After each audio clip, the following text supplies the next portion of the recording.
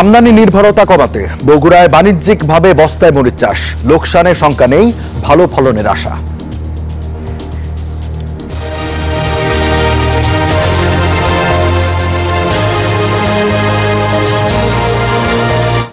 দেখছিলেন প্রধান শিরোনামটি, এবার জানিয়ে দেব কৃষির অন্যান্য শিরোনামগুলো। সুইচ গেটের লবণ পানিতে দিশেহারা পটুয়াখালীর চাষিরা, আমন আবাদে লক্ষ্যমাত্রা পূরণ নিয়ে সংশয়। এবং যুক্তরাজ্যে ব্লু টাং ভাইরাসে আক্রান্ত হচ্ছে গবাদি পশু, 3 টিকা ব্যবহারের অনুমতি, প্রাণী চলাচলের উপর বিধিনিষেধ। এবার বিস্তারিত। আমদানি নির্ভরতা কমাতে বাণিজ্যিকভাবে বস্তায় মরিচ চাষ করছেন বগুড়ার চাষিরা।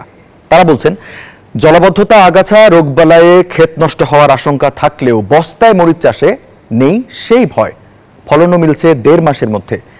কৃষি বিভাগ বলছে, বাড়ির আঙিনা এবং পতিত জমিতে চাষাবাদ সফল হলে পারিবারিক চাহিদার পাশাপাশি কমবে আমদানি নির্ভরতা। আব্দুর রাজ্জাকের ছবি ও আব্দুস সালাম বাবুর তথ্যে ডেস্ক রিপোর্ট। বর্ষায় অতিবৃষ্টিতে মরিচ গাছে পানি জমে গাছ নষ্ট হয়ে যায়। এই সংকট কাটাতে এবার বগুড়ায় শুরু হলো বস্তায় কাঁচা মরিচের আবাদ। উৎপাদন বাড়াতে বাড়ির আঙিনা, পতিত জমিতে প্রায় 1,500 বস্তায় মরিচ চাষ করেছেন গাবতলীর কৃষি উদ্যোক্তা নুরুল ইসলাম। আগস্টে চারা রোপণ করেছেন। 1.5 মাসের মধ্যেই ফলন পাওয়ার আশা করছেন তিনি। প্রতি বস্তায় সর্বোচ্চ 40 থেকে 50 টাকা খরচ করেছেন। প্রতি চারা থেকে 2 কেজি পর্যন্ত মরিচ পাওয়ার আশা তার। চাষিরা বলছেন, জমিতে জলাবদ্ধতা, আগাছা, রোগবালাইয়ে গোটা ক্ষেত নষ্ট হওয়ার আশঙ্কা থাকলেও বস্তায় মরিচ চাষে এই শঙ্কা একেবারেই নেই। জমির চেয়ে বস্তায় ফলনও ভালো, গাছের আয়ুষ্কালও বেশি। মরিচ চাষের পর একই বস্তায় চাষ করা যায় অন্য ফসল। বোনার থেকে এই জিনিসটা বস্তার মধ্যে ভালো হচ্ছে, পানি বাঁচবে না, তারপরে রোগ বালাই হবে না। আমরা কৃষক যদি এটা করতে পারি, করা হয়, ফলও হবে, দেশে উপকৃত হবে এবং আমদানি নির্ভরতা কমে যাবে। আর এটা শুধু বাড়ির আঙিনায় না, ফসল হিসেবেও করা যাবে। কৃষি বিভাগ বলছে, বাড়ির ছাদ, আঙিনার মতো জায়গায় মরিচ চাষ করলে পারিবারিক চাহিদা তো পূরণ হয়ই, কমে আসে আমদানি নির্ভরতা। অল্প পরিসরে মরিচ আবাদ করি, তাহলে আমরা আমাদের যে নিজস্ব চাহিদা যেটা আছে সেটা সহ আমাদের যদি বাণিজ্যিক আকারেও কিছু করতে পারি, আমরা এই ধরনের ফসল উৎপাদনের ক্ষেত্রে আমরা অবশ্যই লাভবান হব। বাণিজ্যিকভাবে বস্তায় মরিচ চাষ অন্যান্য জেলায় শুরু হলে একদিকে যেমন মরিচের দাম স্থিতিশীল থাকবে, তেমনি চাষাবাদের জন্য কাজে লাগানো যাবে পতিত জমি, বলছেন কৃষিবিদরা। Desk report, news 24। দেশীয় হাইব্রিড জাতের মূলা চাষে ব্যস্ত যশোরের চাষিরা। আগাম জাতের এই মূলা চাষে ফলন ভালো হওয়ায় বাজারেও ভালো দাম পাওয়ার প্রত্যাশা কৃষকদের। আর এই সবজি সারা বছরের চাহিদা মেটাবে বলে আশা কৃষি বিভাগের। বুলবুল শহীদ খান হিমেলে পাঠানো তথ্য ছবি নিয়ে ডেস্ক রিপোর্ট। সারা দেশে সবজির চাহিদার একটি অংশ পূরণ হয় দক্ষিণের জনপদ যশোর থেকে, যে কারণে বছর জুড়ে এই অঞ্চলে চাষ হয় বিভিন্ন জাতের সবজি। আগাম জাতের কিছু সবজি যুক্ত হচ্ছে এ তালিকায়। দেখেন, এই যেমন যশোর সদর উপজেলার হৈবতপুর ইউনিয়নের মাঠে চাষ হচ্ছে দেশি হাইব্রিড আগাম জাতের মূলা। ফলন ভালো হওয়ায় দ্বিগুণ লাভের আশা করছেন কৃষক। অগ্রিম চাষে মূল্য আগত বছর হিসাবে মূল্য মনে হচ্ছে যে মূল্য খুব একটু ভালো হবে। বর্ষা হয়েছে, ততটা ক্ষতি হয় নাই। মূলার বয়স 25 দিন হয়েছে, আর 10 দিন পরে তুলবো। এখন আবার যদি এরকম অনুকূলে থাকে তো ভালো দাম পাওয়া যাবে। আশা করতেছি মোটামুটি অনেক বেশ ভালো একটা লাভ হবে। কৃষি বিভাগ বলছে, হাইব্রিড জাতের এই মূলার চাহিদা বাড়ছে দিন দিন, তাই আগ্রহ বাড়ছে কৃষকদের মাঝেও। আগাম জাতের চাষ করলে এতে কিন্তু পুষ্টি গুণাগুণ সবকিছু কিন্তু একই থাকতেছে, এবং আমি দেখি যে শীতকালীন মূলাতে কিন্তু দাগ আছে, ভিতরে ফাঁপা থাকে, তারপরে হচ্ছে কি বলে ওই সময় দাম কম থাকাতে চাষি কিন্তু যত্ন করে না।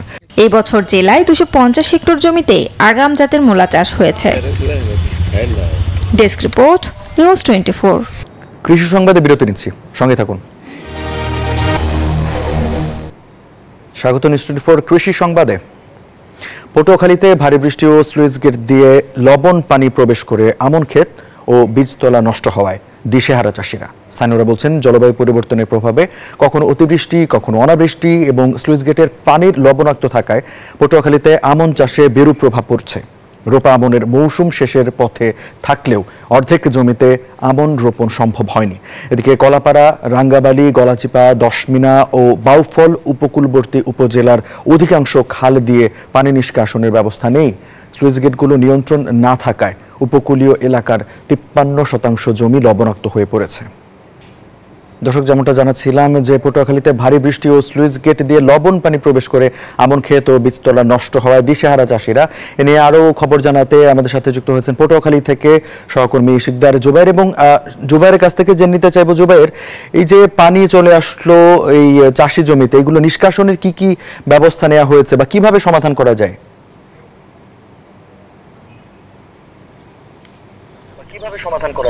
ধন্যবাদ রঞ্জু। পটুয়াখালী জেলা একটি কৃষি প্রধান এলাকা। এই এলাকার বেশিরভাগ মানুষ কৃষি ও মৎস্য পেশার উপরে নির্ভরশীল।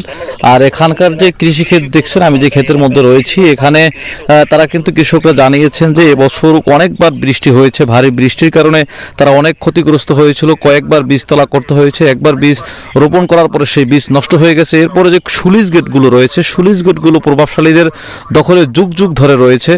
তারা নিয়ন্ত্রণ করে মাছ যখন ভালো পাওয়া যায় তখন সেই মাছের উপর ভিত্তি করে তারা স্লুইস গেট নিয়ন্ত্রণ করে। কৃষকরা জানিয়েছেন যে তাদের যখন পানি প্রয়োজন তখন তারা পানি পান না।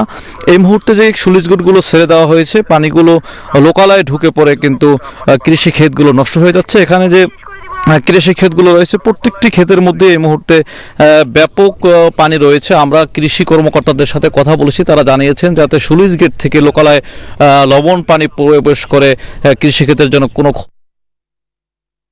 শিকদার জুবাইর, আপনাকে ধন্যবাদ। দর্শক, সহকর্মী Sikdar Jubair Hossain জানাচ্ছিলেন।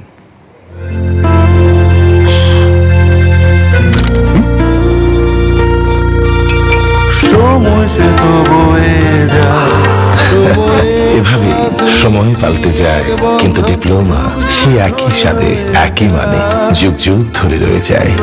New Zealand dairy, excellence in quality. দর্শক, এবারে আমন ধানের আবাদ নিয়ে বিস্তারিত খবর জানাবেন আমাদের সহকর্মী দিনাজপুর থেকে যুক্ত হয়েছেন সহকর্মী ফখরুল হাসান পলাশ, এবং ফখরুল হাসান পলাশের কাছ থেকে জেনে নিতে চাইব, পলাশ, আমনের আবাদ এবারে কেমন হয়েছে?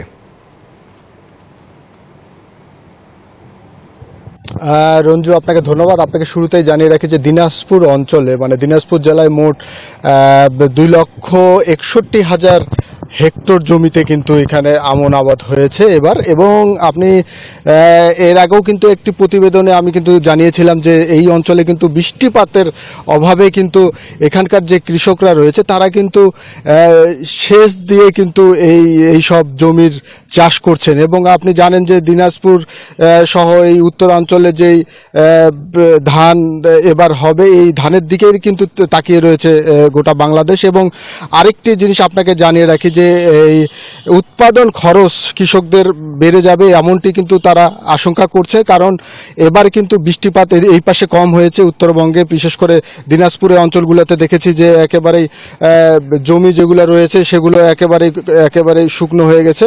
এবং কৃষক কিন্তু চেষ্টা করে যাচ্ছে যে জমিগুলো বাঁচানোর জন্য তারা বিভিন্নভাবে সেচ যন্ত্রের মাধ্যমে কিন্তু পানি দিয়ে এসব ফসল কিন্তু রক্ষা করছে। তো এই ছিল দিনাজপুর থেকে সর্বশেষ। ফিরে যাচ্ছে আপনার কাছে রঞ্জু। ফখরুল হাসান পলাশ, আপনাকে ধন্যবাদ। কৃষি সংবাদের এই পর্যায়ে নিচে আরেকটা বিরতি, ফিরছি একটু পর, সাথে থাকুন।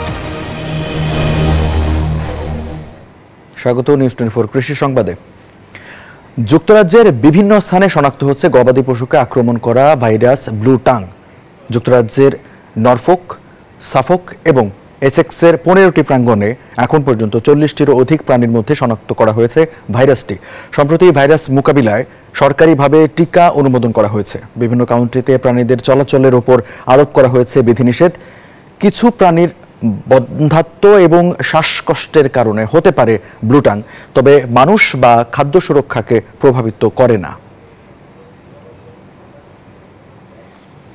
এই ছিল নিউজ 24 কৃষি সংবাদে। আর সংবাদ বিশ্লেষণ জানতে ভিজিট করুন news24bd.tv।